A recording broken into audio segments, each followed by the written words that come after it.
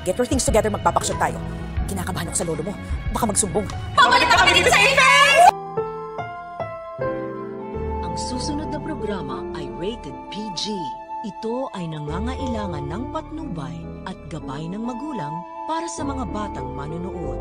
Ikaw ang bawat sana sa lahat ng hiling sa hirap. Dok Annalyn, paano ba yun? Babalik na sila. Ikaw ba may plano ng bumalik dito?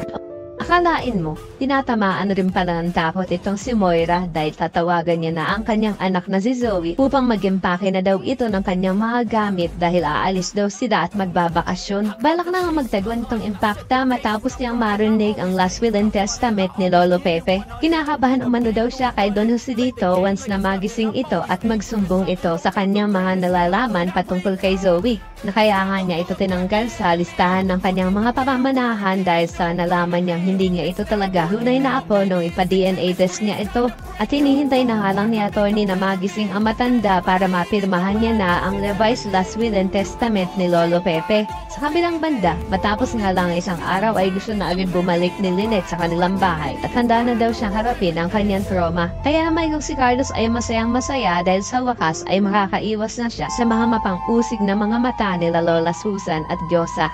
Sa kabilang banda, nang makita naman uli ni Giselle itong si Eric, ay pakikiusapan niya ito na sana naman daw ay makasama niya ang kanyang anak na si Justin kahit isang araw lang. Pero kahit nga mangyak-ngyak na itong si Giselle ay hindi pa rin siya papayagan ni Eric. Sa kabilang banda, may good news naman para kila Nurse Evan at Karen dahil makakabalik na sila sa Apex dahil sa pagpayag niya ni Ma'am Giselle. Kaya naman tuwang-tuwa ang lahat ng kanilang mga katrabaho at isa na nga dito si Luke na sasabihan pa si Annalyn kung kailan din daw ba ito lilipat. Pero sa halip na si Annalyn na sumagot ay si Lyndon ang sasagot na hindi daw babalik ito sa Apex. Tatanungin naman ni Doc Luke kung bakit hindi pwede. Na kung tutuusin ay isa si Annalyn sa mga may-ari ng Apex. Kunyari pa itong si Doc Lyndon. Ang totoo naman talaga ay ayaw niya lang malayo kay Annalyn dahil mamimiss niya ito. Kaya naman kung isa ka rin sa mga nagnanais na sana ay magising na itong si Lolo Pepe nang mapirmahan niya na ang last will and testament, ay pakilike ang video na ito and don't forget to subscribe. Thanks for watching and see you next time. Bye-bye.